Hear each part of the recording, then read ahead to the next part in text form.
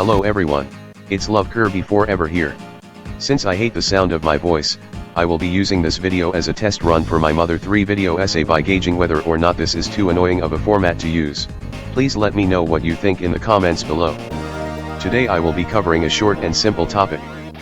If you're a fan of Earthbound or Mother 3, you probably at some point wondered what the stats of the temporary party members are. Some of them manage to deal a metric crap ton of damage, after all, so it'd be pretty cool to check it out, right? Well, luckily with Mother 3 there are at least two easy ways to do this, one of which involves an exploit found in the debug room. So let's start with that one, since it's more fun. You know how when you try to pull up any inventory or equip information on NPCs how their status boxes are blank? Well, there's a way to cheat the system a little bit to tell us the character's stats, for the most part. To start, you'll need at least one NPC in your party. It doesn't matter who, and it doesn't matter how many, as long as you leave enough room for a permanent party member. The rule here is that you have to have an NPC as the first party member and at least one permanent party member present.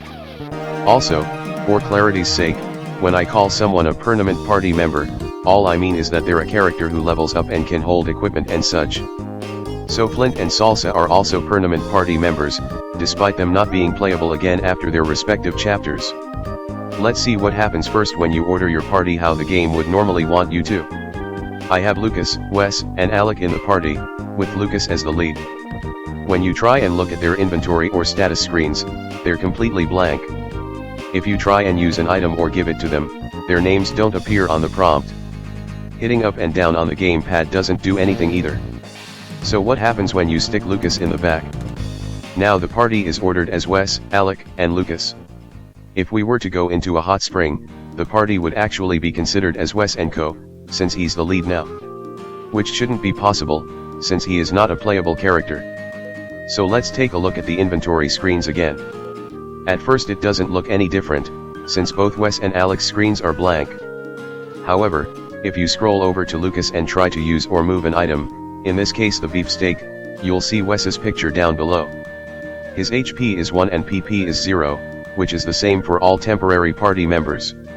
You'll notice that the cursor is hovering over Lucas's name, which should normally be the only accessible name on the list. If you hit up or down, the game will scroll back down to Lucas, skipping Alec, and you won't be able to scroll back to Wes unless you back out of that prompt box and hit use again. Hitting give, you can see that the game tells you how many beefsteaks that Wes has in his inventory.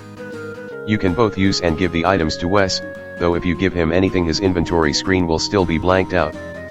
It's still there, though, since the game properly keeps track of how many duplicate items you're holding. You can even run him out of inventory space, if you give him enough. Unfortunately there's no way to retrieve the items once you've given them to him, and he can't use them, including the memento items.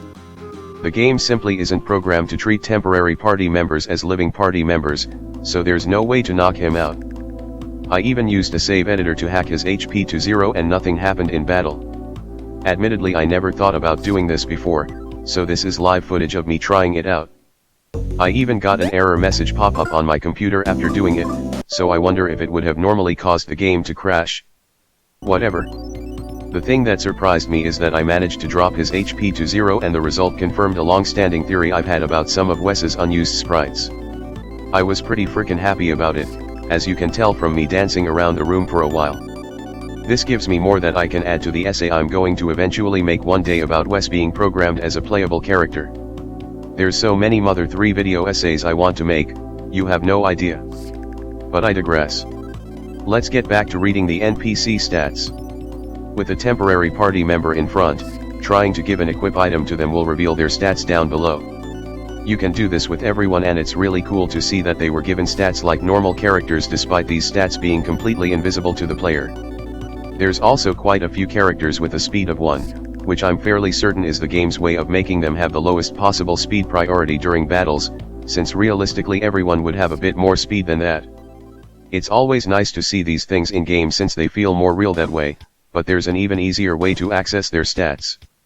Before switching over to this method, it should be noted that I reloaded my file and gave Wes beef jerky, a sprinting bomb, and nut bread, for showcasing purposes. You see, Jeff Man, the main force behind Mother 3's fan translations hacking efforts, has a variety of tools out there for complete noobs such as myself who aren't code savvy enough to figure out how to extract the game's data on their own.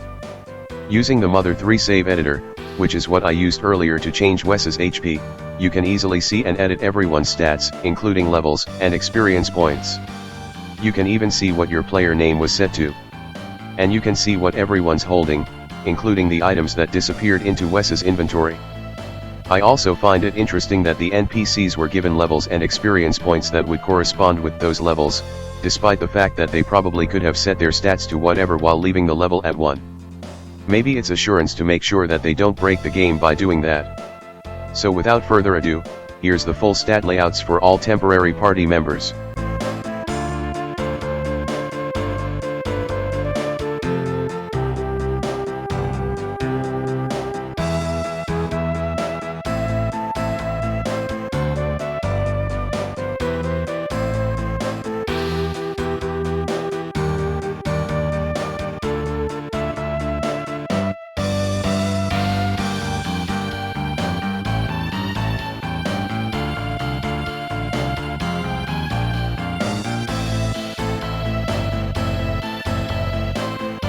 Thank you for watching and please let me know what you think.